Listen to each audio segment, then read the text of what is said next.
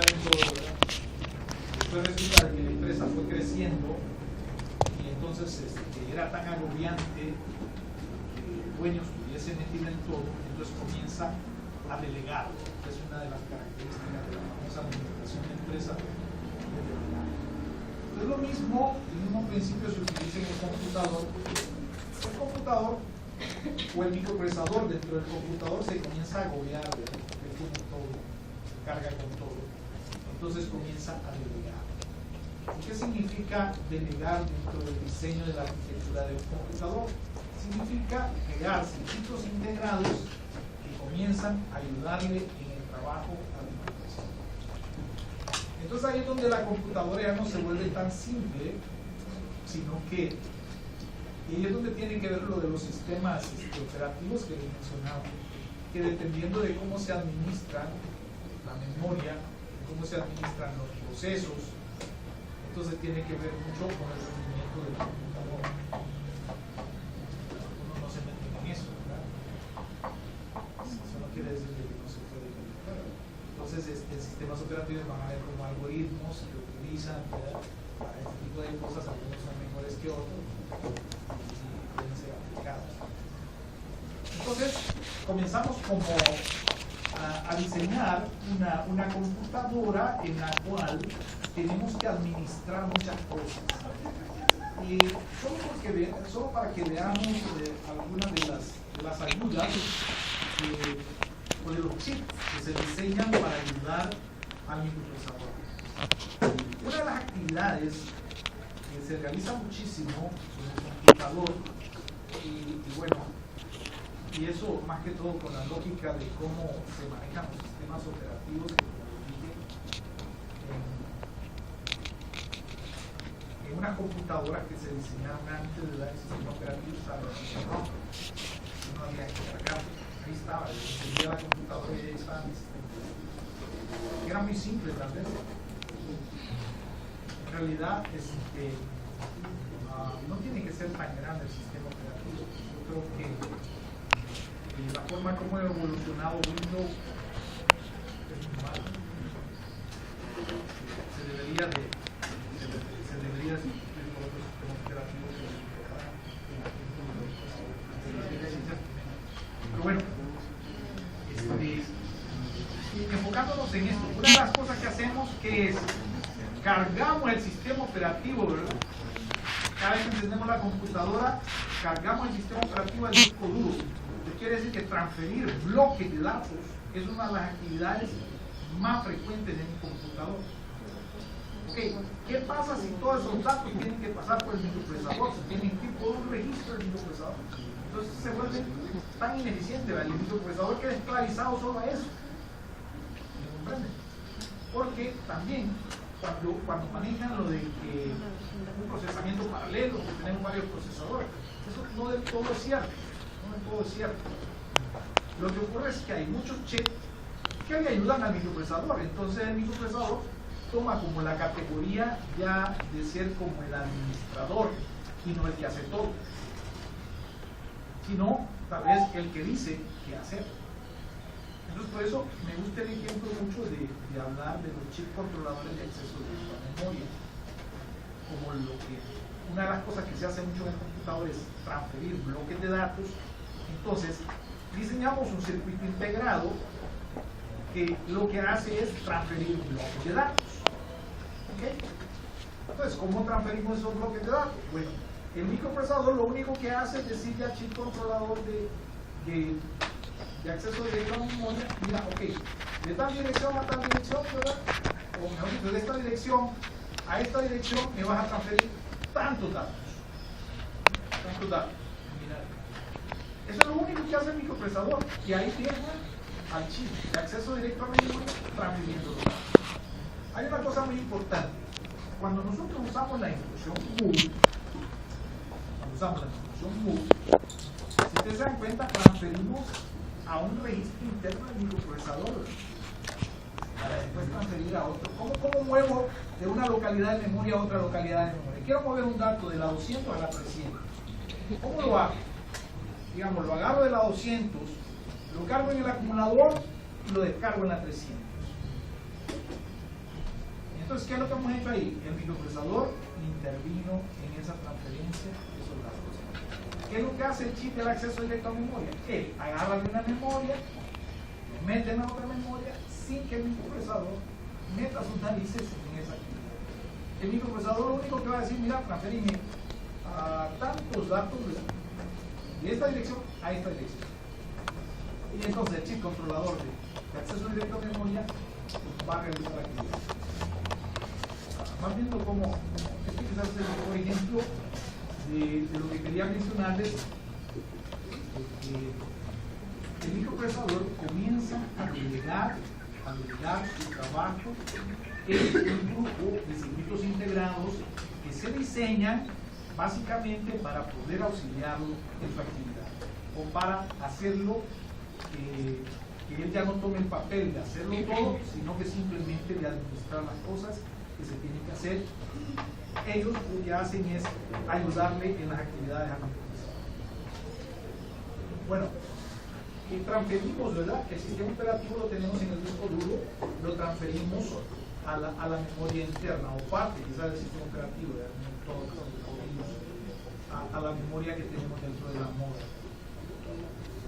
Eso lo hacemos cada vez que nosotros encendemos la máquina. Por eso se dan cuenta de que yo enciendo la computadora aquí, me tengo que estar eliminando para que cargue todo esto antes de poder comenzar la clase. Si lo tuviéramos instalado en una ROM, el sistema operativo, siempre seríamos más eficientes que cada clase, lo cual no es ningún problema. Bueno, ahora que ya entendimos, y esta es una cosa muy importante, que el micro recibe ayuda, que se diseñan circuitos integrados para ayudarle. El mejor ejemplo, como les mencionaba, era el chip del acceso directo a memoria.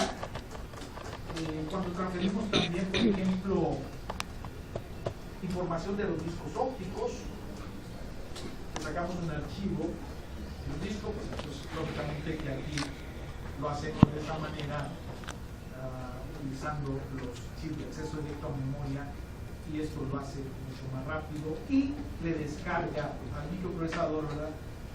Esa actividad.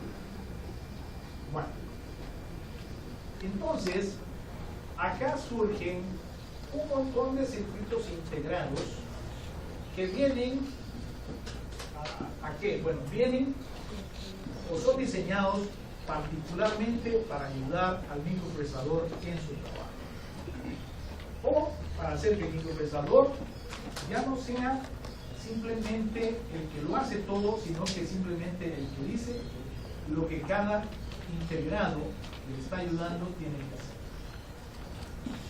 Bien, pero por otro lado también en el diseño de hardware, lo que nosotros sí tenemos que manejar internamente en memoria permanente, en memoria no volátil, es un circuito integrado que tenga un programa de lo que podríamos llamar el setup o la inicialización del sistema.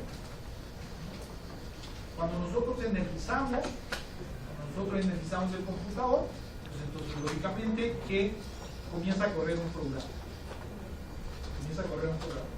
¿Quién lo ejecuta? Lo ejecuta el microprocesador, ese programa.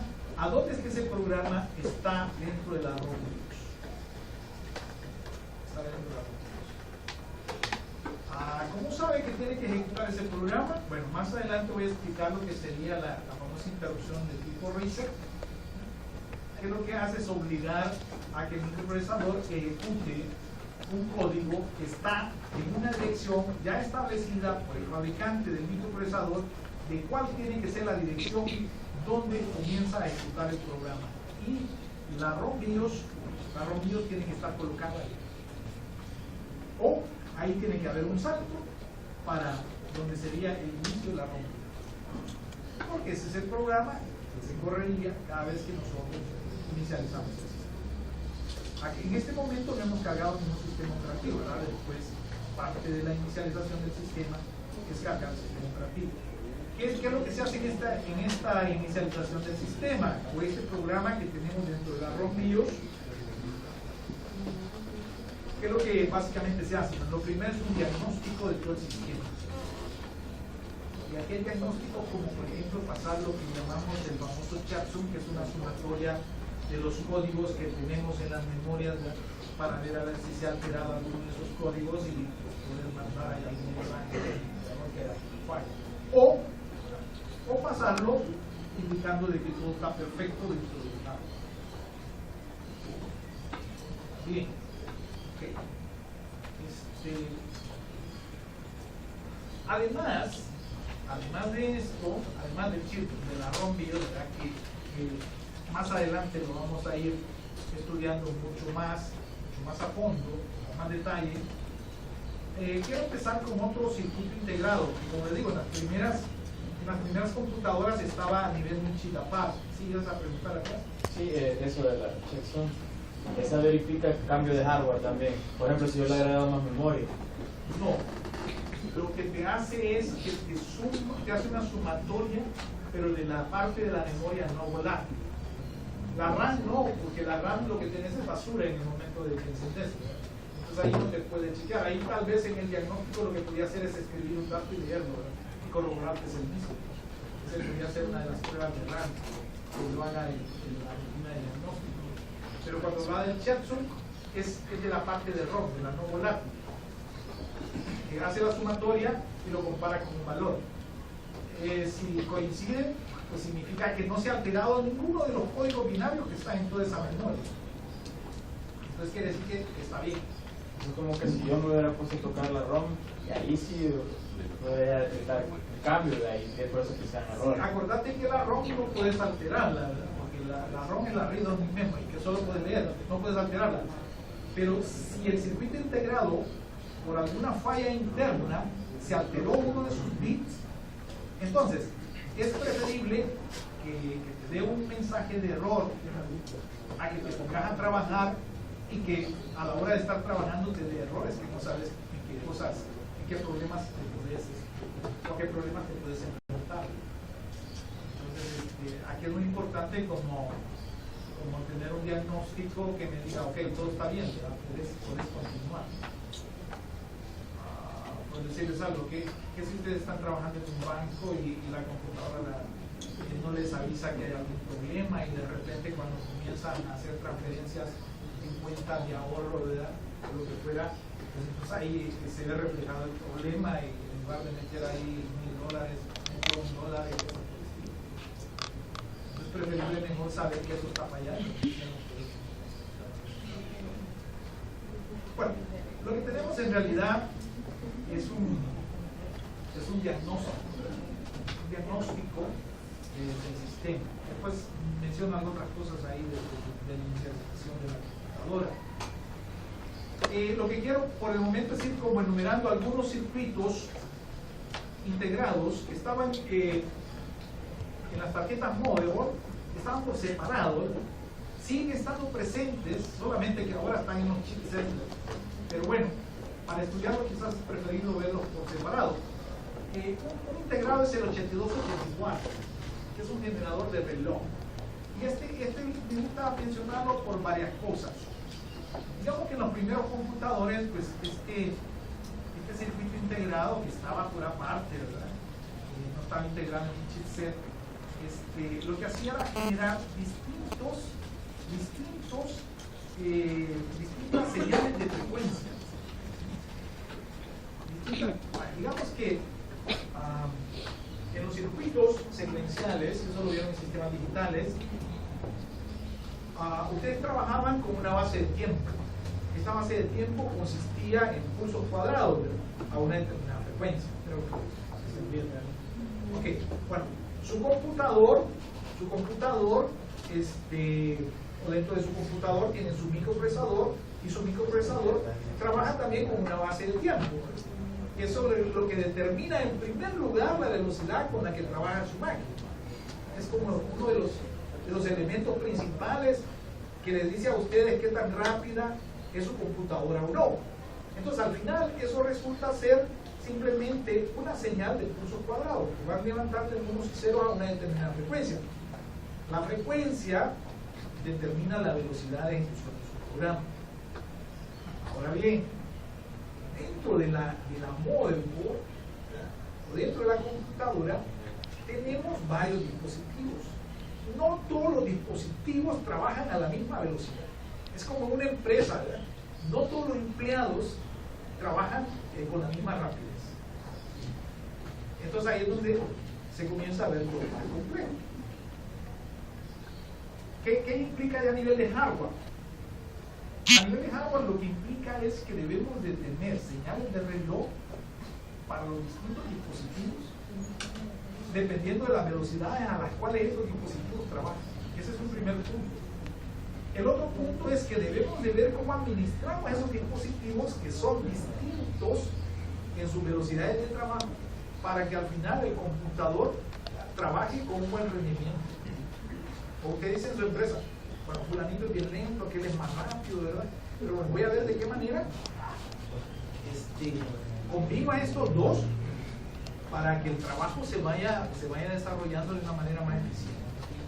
Entonces lo mismo pasa en el computador, solo que en el computador se traduce a tener obligación de manejar ciertos dispositivos con distintas velocidades. Un ejemplo, que después creo que lo voy a tocar nuevamente. En cierto momento creo que les mencioné, ¿verdad?, que los buses se habían vuelto el cuello de botella conforme se va evolucionando. Y el problema era que los buses no podían trabajar a una velocidad mayor. Entonces el microprocesador volaba a la velocidad que iba y el bus era bien lento, lo frenaba. Es como que usted tuviera un Ferrari, ¿verdad?, parecido al que estrellaron allá afuera. Todos se fueron aquí a los Ferrari. Y entonces, pero el tráfico aquí en San Salvador, ¿verdad?, te metes allá por el metrocentro, ¿verdad? Bueno, y de nada te sirve tu Ferrari. De nada te sirve tu Ferrari porque te puede correr a 200 kilómetros, ¿verdad?, pero el tráfico no te lo transmite. Lo mismo pasaba en el computador con respecto a los buses. El microprocesador volaba, pero los buses lo frenaban. Por eso se comenzaron a hacer más anchos los buses. Me van comprendiendo la idea de esto. Entonces, el bus tenía una señal de clock, o trabajaba para manejar el bus, tenía una señal de clock distinta a la señal de clock que le llega al microprocesador. Les menciono otro dispositivo. La comunicación serial, por ejemplo. La comunicación serial también era más lenta que la velocidad a la que trabajaba el microprocesador. O en cierto momento, ¿verdad?, quizás en un inicio, cuando empezó esto, no era tan complejo porque los buses iban casi a la misma velocidad del microprocesador, ¿verdad? Cuando estamos hablando de nivel 85, el bus serial tal vez iba, o el puerto serial, ¿verdad?, tal vez también la transferencia podía estar casi igual, ¿verdad? Se acuerda que tenía más tipos para llegar al micro, porque el micro chequeaba, ¿verdad?, ese dato que se cambia. Pero el fenómeno que se va dando es que los micros van volando, ¿verdad? ¿Por qué? Porque lo tenemos en un solo integrado, ahí está todo, ¿verdad? Y bueno, y es más fácil de manejarlo, y lo otro ya está afuera, ahí es todo más lento. Entonces, tenemos que ver cómo coordinamos todo esto, porque tenemos distintas velocidades. Otro ejemplo, la transferencia de datos en la memoria RAM interna, por ejemplo, accesar un dato de la memoria RAM a accesar un dato que esté en un disco duro, pues es completamente diferente la velocidad que me voy a tratar de hacerlo. Eso sí, lo capta. Entonces, necesitamos distintas velocidades para los distintos dispositivos que van a haber dentro del computador. Y esto arranca con un 18284, que es un generador de distintas señales de reloj que les da las distintas velocidades a los distintos dispositivos que tiene mi computador. ¿Y qué es lo que pasa después? Que cada vez se van diferenciando muchos de estos dispositivos. Al principio tal vez solo eran 3 frecuencias con él, y después vamos teniendo una mayor cantidad de frecuencias. Entonces, el 8284 ahora crece un poco más, pero sigue teniendo el mismo principio. Ok, vamos bien hasta aquí. Si hay preguntas, pues me detienen, ¿no? Bueno, aquí quizás me fui muy atrás, ¿verdad? Pero bueno, me interesa que de alguna manera vean de dónde nace todo esto. El 8253. El 8253 es como un antecesor de lo que podría ser un reloj interno en el computador. Un reloj interno. Bueno, ustedes quizás no pasaron por ese proceso de la explicación que todo está ahí. Creo que no alcanzan a visualizar mucho esto, pero los que tuvimos la suerte de ver la evolución de todo esto, pues nos damos cuenta de que las cosas no han estado ahí, sino que han ido surgiendo. Entonces, en un inicio, nadie sabe, que también yo lo hice, por ejemplo, con la industria eléctrica por algunos años, cuando yo era curso de electrónica digital. Entonces les dejaba el proyecto que diseñara en sostenibilidad que lo hicieran en base a los contadores, el negocio. Bueno, en ese momento que lo dejábamos, pues era un poquito meritorio, era hacerlo. Pero tal vez ya no tiene mucho mérito hacerlo. Pero si lo queremos ver a nivel del computador, el 8253 fue como el antecesor de este reloj digital. Y lo que hacía él era temporizar ciertos tiempos. Y en base a la temporización de estos tiempos, que se comenzaba a nivel de software, se comenzaba a trabajar con un reloj. Entonces teníamos un reloj décimas de segundo, yo creo que por ahí décimas de segundo, segundos, ¿verdad? Minutos, horas, todo. Después lo integrábamos o lo hacíamos, primero lo hicimos en software, después lo hicimos ya en hardware y después lo integramos ya dentro de lo que sería la circuitería externa a nivel físico y a nivel software. Entonces, pero me gusta presentarlo por eso. El otro se utilizaba en combinación con el 8284, por ejemplo, para manejar la bocina y generar sonidos. Indicaban ciertas condiciones de la computadora. Entonces, esa combinación, pues, obteníamos lo que era ciertos sonidos en la bocina del computador. Y lo más importante es que originalmente teníamos una especie de cronómetro, que era lo que indicaba nuestro futuro reloj. Aquí les presento nuevamente, ya que ya solo lo había puesto como ejemplo, es de todos los chips, pues consideré como que era el que podía servir como modelo para poder demostrar que todos estos circuitos integrados vienen a ayudar al micro en todo su trabajo. Entonces surgió un chip que era el 8227, aquí les mencioné los números de los circuitos integrados. Este era un DMA, o un acceso directo a memoria, que básicamente pues hacía lo que decíamos, transferir bloques de información, aliviándole esa actividad al microprocesador. Esto hacía más eficiente el computador. Esto incrementaba la velocidad de transferencia de los datos y bueno, y mejoraba el rendimiento de los computadores.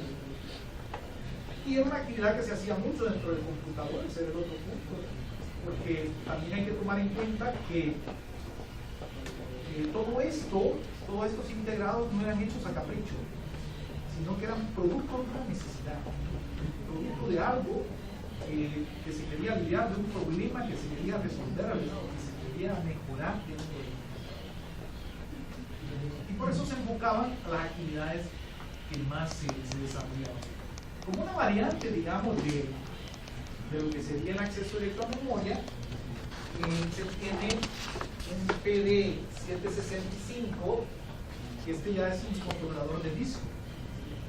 Este fue usado para los floppy disks. Antes había unos discos de 5,25 y de 3,5, que eran lo que llamaban los discos flexibles. Quizá pues ya ustedes ya que los conocieron.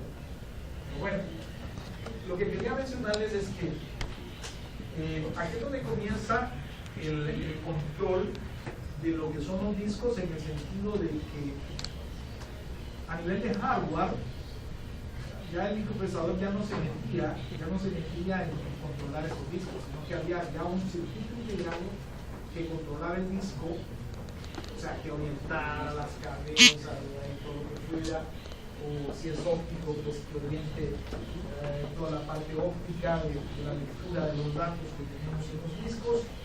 Entonces, ya había circuitos integrados que se dedicaban a eso directamente y que también permitían lo que era la transferencia de los datos, con lo que sería el computador. Aquí hay otro detalle que también quiero mencionarles, y es el hecho de que normalmente la mayoría de estos circuitos integrados se les llama circuitos integrados que son programables o configurables. Vamos a trabajar con algunos de ellos,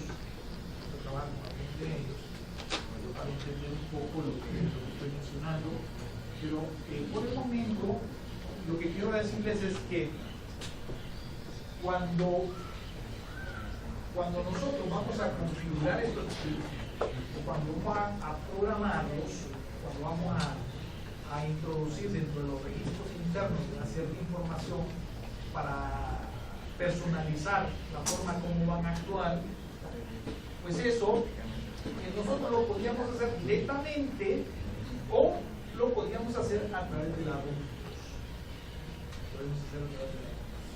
Ya voy a explicar la diferencia, cómo hacerlo. Se aconseja, ¿verdad?, de alguna manera dejarle esto a la ROM BIOS. Y ya explico. Sí. Yo tengo una duda sobre el controlador de DNA. Me permite lectura y escritura en los discos. Cuando dice disco se refiere a RAM, de disco ITER. Originalmente estaban los floppy, ¿verdad? 3 medios y 4.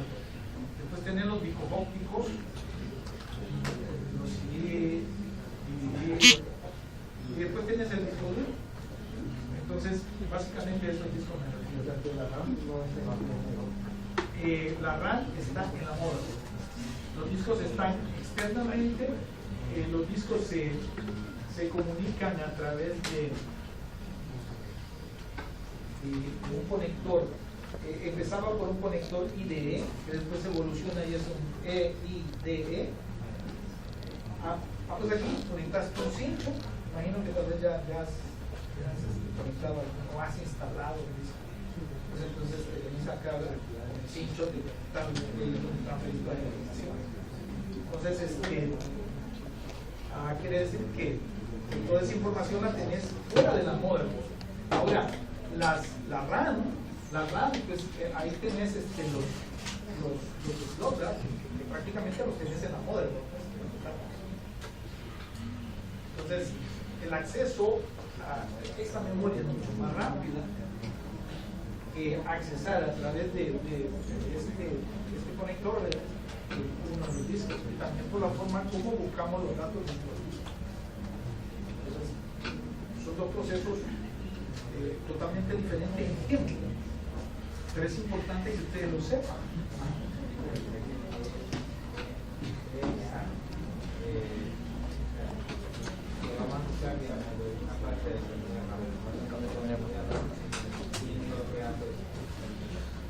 Ok, la idea es la siguiente.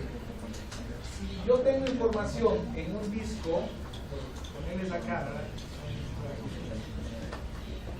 por ejemplo, si manejo uno de los discos, entonces este circuito integrado, que también tiene, digamos, parte del acceso directo a memoria, transferiría del disco a lo que es la memoria RAM. ¿Okay? Dentro de la motherboard teníamos un circuito integrado. Aquí ya voy a explicar todo lo que tiene un chipset. Entonces tenemos un circuito integrado que es el que te va a transferir de RAM a RAM lo que te da. Entonces aquí tendríamos en los chipset, en este caso, aquí en la otra, en esta no te, uno de los integrados de acá, pues por ahí tenía una tarjeta modelo donde estaban identificados procesos.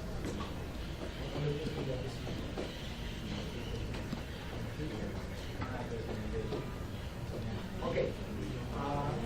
Chipset es un circuito integrado que tiene muchos de estos integrados evolucionarios. Si quieres, denme un ratito, ya voy a llegar a los chips y entonces quizás se les va a aclarar eso. Bueno, ok, entonces estábamos con... aquí lo que quería hacer ver también era que el DMA era un poco como general, ¿no? Como para una transferencia de bloques de datos en una forma general.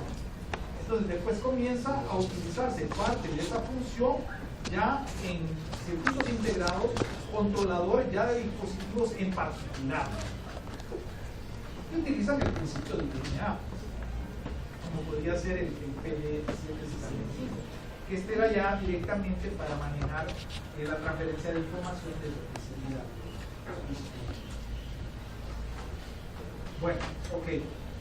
Otro integrado, que este también lo vamos a tocar más adelante, nuevamente ya que es uno de los más importantes, diría yo, por la estructura y el diseño de los computadores, es el famoso controlador de interrupciones que se inicializa con un 8259. También evoluciona un poco, pero no crean que es la gran cosa. Después mencionamos algunos detalles de este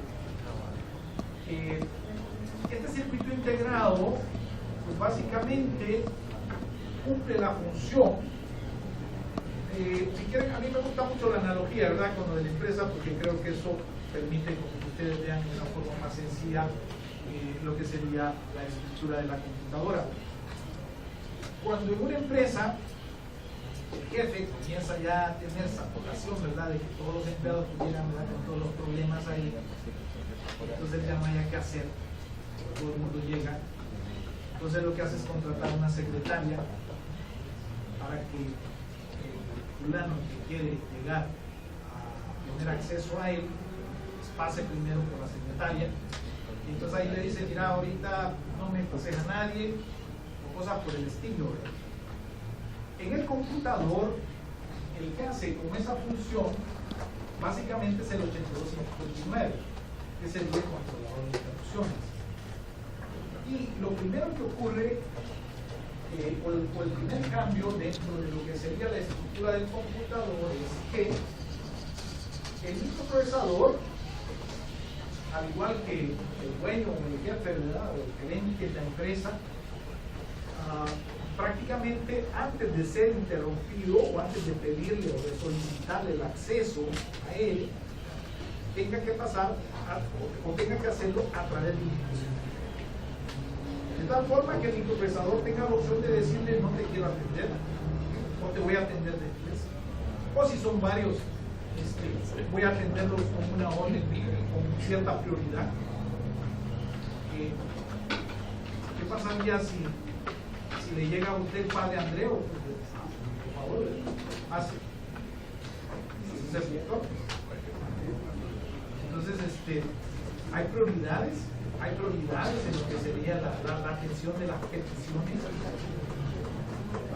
¿Por qué se hace de esta forma? Quizás habría que empezar por ahí, ¿verdad? ¿Por qué la estructura de la computadora se desarrolla de esta forma?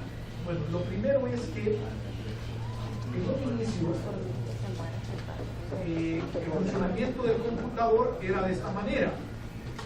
El microprocesador llegaba y consultaba a cada dispositivo, quiere comunicarse, ¿verdad? Y así los terminaba y volvía a empezar. Esa era la manera de establecer el nexo entre el microprocesador y este dispositivo, que acuérdense que todos estos dispositivos son dados para auxiliar o para ayudar al microprocesador. Entonces era una actividad muy estéril que se llamaba scan, era muy estéril de estar pregunta, que era como que alguien anduviera tras un empleado. Mira, ¿quieres comunicarte conmigo? ¿Tienes algún problema? Y ahí con el otro, ¿verdad? ¿Tenés algún problema? Y así, ¿verdad? Repasándose a todos los empleados.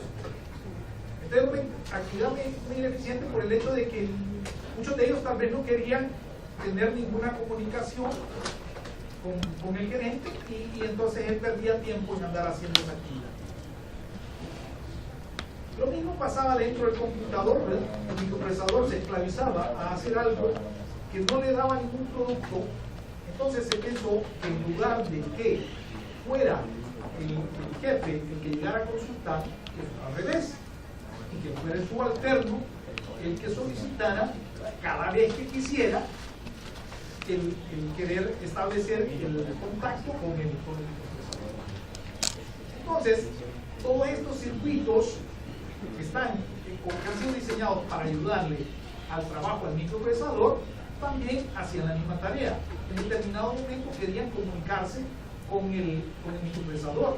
Entonces lo iban a hacer a través de la secretaria, que en este caso era el controlador de interrupciones, o lo iban a hacer a través de generar una interrupción al microprocesador. ¿Para qué? Para que simplemente en el momento que realmente fuera necesario establecer la comunicación, entonces se generara la interrupción. Mientras no se necesitaba, pues entonces el microprocesador podía estar haciendo otra actividad y no lo interrumpían en la actividad que estuviera desarrollando. No sé si me comprenden. Bueno, okay. Entonces, de esa forma nace lo que llamaríamos el circuito integrado controlador. Ahora, cada vez que quiero comunicarme con el microprocesador, entonces tengo que hacerlo solicitándole a través de una interrupción, y entonces él puede decidir si me atiende, si me atiende después, o si son varios los dispositivos que se están solicitando la interrupción, él puede tener un orden de prioridades para atenderlo. ¿De qué depende ese orden de prioridades? ¿No? Depende de ciertos criterios para definir quién es el que tiene como más peso para que sea el primero que se atienda. O pueden haber criterios de orden de solicitud, o lo que fuera. Ahí, ¿a dónde llegamos? Llegamos a que de alguna manera, si sabemos administrar bien esto, también podemos hacer que el computador funcione mucho mejor. Bueno, ¿estamos bien? Después entramos a más detalle de lo que sería este circuito integrado. Eso quería bueno, aquí nos vamos un poco ya a otros integrados. Este integrado me interesa muchísimo. Se los presento por si alguien tiene curiosidad. Porque básicamente los controladores de video, aunque han evolucionado, pues de alguna manera siguen teniendo como la misma estructura. El 6845 es de los primeros chips controladores de video que se comienzan a fabricar. La idea de estos circuitos integrados básicamente pues, es controlar el video. Estudiando el video vamos a aprender muchas cosas, como por ejemplo, por qué al agregarle más RAM podemos nosotros acelerar el manejo del video, o podemos identificar por qué necesitamos lógicamente, ¿verdad? Si estamos hablando de una fotografía, ¿verdad? En 1080p, o si estamos trabajando en HD, porque necesitamos más memoria para trabajar con esto. Los chips controladores de video, al final, nos vamos a dar cuenta que no son más que un montón de contadores, están coordinados de tal manera que controlan la cantidad de píxeles que vamos a manejar, la cantidad de caracteres, si estamos manejando caracteres, la configuración, también podemos cambiar las configuraciones, ¿no? A través de nuestro sistema operativo Windows nosotros podemos cambiar la cantidad de píxeles y así la resolución que va a tener en pantalla. Entonces, todo eso, ¿cómo lo hacemos? Todo eso lo hacemos programando el chip controlador de video. Y el chip controlador de video, ¿qué es lo que hace? Bueno, encargarse del video. El microprocesador, pues simplemente, ¿verdad?, le da las indicaciones al chip controlador de video y después él es el que se dedica a hacer todo el trabajo. Y más adelante vamos a estudiar pues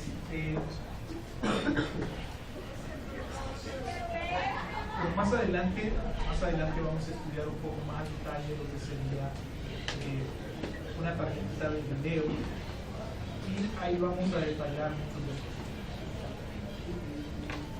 Voy rapidito para terminar.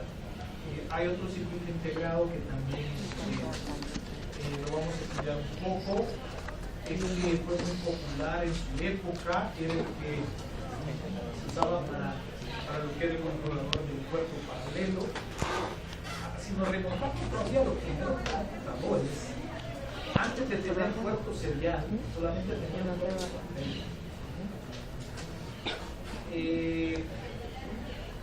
¿Cuándo comienza, digamos, a decaer el puerto paralelo? Cuando la velocidad de transmisión de datos serial simple.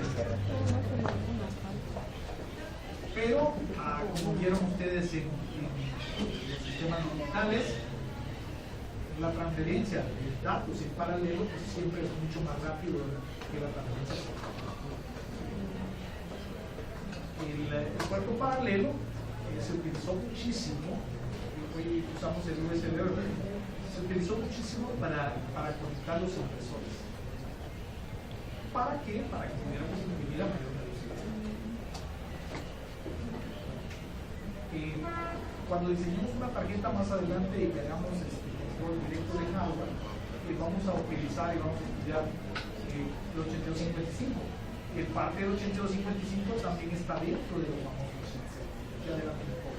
Bueno, rapidito, ya que voy a terminar, no quiero dejar esto menos.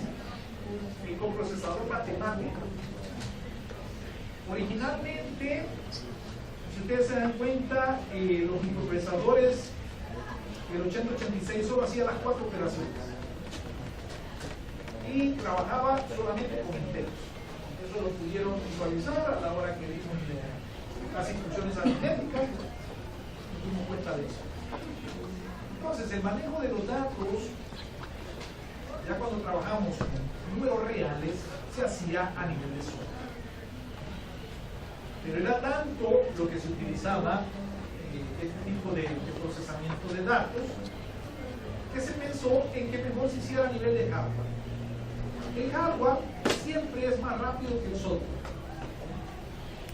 Entonces se diseñó un circuito integrado que, en lugar de hacerlo a través de un programa, trabajara con números reales directamente en hardware. Y de acuerdo, lógicamente que casi siempre primero es un software y después se integra. Entonces se crea un circuito integrado que es un procesador matemático y se le pone ya la parte del microprocesador para que comience a auxiliarle en las operaciones de circuito. ¿Okay? Entonces vaya, ahora quizás algo muy importante, si nosotros seguimos trabajando con el microprocesador, pues entonces no tenemos notación punto flotante. Tenemos que mandarle toda esta actividad al procesador matemático para que lo haga en notación punto flotante al nivel. Entonces necesitamos decirle al micro que haga eso. ¿A través de qué? A través de los programas, a través de los códigos de la circuitería. Posteriormente, el procesador matemático se integra dentro del microprocesador. O sea, aquí no absorbe, aquí ya no lo absorbe un chipset como muchos de los integrados anteriores, sino que aquí lo absorbe el microprocesador. Y viene a sustituir la famosa ALU en la batería. Bueno, la batería la menciono, la batería es importante porque la batería le da un suministro de energía a lo que sería la memoria CMOS. Y en la memoria CMOS lo que tenemos es muchos datos. Es una memoria CMOS, quiere decir que es una memoria volátil, que pierden información al darle energía, pero como la batería le tiene la energía, entonces no la pierdo, pero la puedo cambiar. Y tengo la ventaja de que la cambio de una forma rápida, porque estamos en memoria RAM, no es algo que tengo que ir al disco duro para poder cambiar. De tal manera que esta memoria o la información de esta memoria es utilizada por el programa que se corre en la ROM BIOS para poder inicializar el sistema y cargar los datos de inicialización de la mayoría de circuitos, controladores de periféricos o de los circuitos que teníamos ahí, todos esos integrados que tenemos alrededor del disco, que lo auxilian, que tenemos que configurarlos en el momento de la inicialización del sistema. Porque, al igual que un contador, cuando ustedes lo ponían a contar, ¿verdad?, que si no le ponían un dato de inicio, pues entonces aparecía con cualquier estado. Pero ustedes le ponían el clear y entonces, va a comenzar a contar desde cero. Entonces, yo necesito que dentro de la computadora, que cuando se enfatiza es un caos tremendo, necesito que salga de ese caos, que todos los circuitos integrados tengan la información que tienen que tener, de tal manera que todos ellos sean configurados, sean programados, y eso que no hace, lo hace la computadora. En el momento que se inicializa el sistema, tomando mucha de la información de la configuración, la toma de la memoria CMOS, como por ejemplo la configuración de lo que sería el disco duro y cosas por el estilo. Cuando la batería se nos daña y se pierde esta información, pues entonces comienza a fallar la computadora. Ya terminé. Quitar de la memoria CMOS, ¿verdad?, que es una memoria RAM, se almacena esta información que tiene respaldo de energía por la batería, que también es lo mismo que si yo le quito la batería, ¿verdad?, pierdo la información del CMOS. Después les hablo un poquito de la terminal donde montamos el microprocesador. Aquí quizás hay cosas tan importantes como el ventilador que se monta sobre el microprocesador, ¿verdad? Hay un conector, hay una terminal dentro de la motherboard donde se conecta el ventilador del microprocesador, y es tan importante que si se nos desconecta o si se nos destraba o si se nos afloja y el ventilador no funciona, el microprocesador se puede quemar si es que no tiene un sensor de temperatura que lo apague antes de que se queme. Algunos microprocesadores, para evitar ese problema, traen un sensor de temperatura de tal manera que este sensor hace que se apague el sistema y protege que se dañe el microprocesador. Pero si no lo tiene, pues entonces el microprocesador se quemaría. Ok, bueno, aquí les menciono el sensor, ¿verdad? El ventilador. Después estábamos con el caché. Yo termino por porque aquí quiero mencionar esas cosas que son muy importantes. Voy a arrancar la otra clase terminando esto. Bien, si no hay preguntas, ya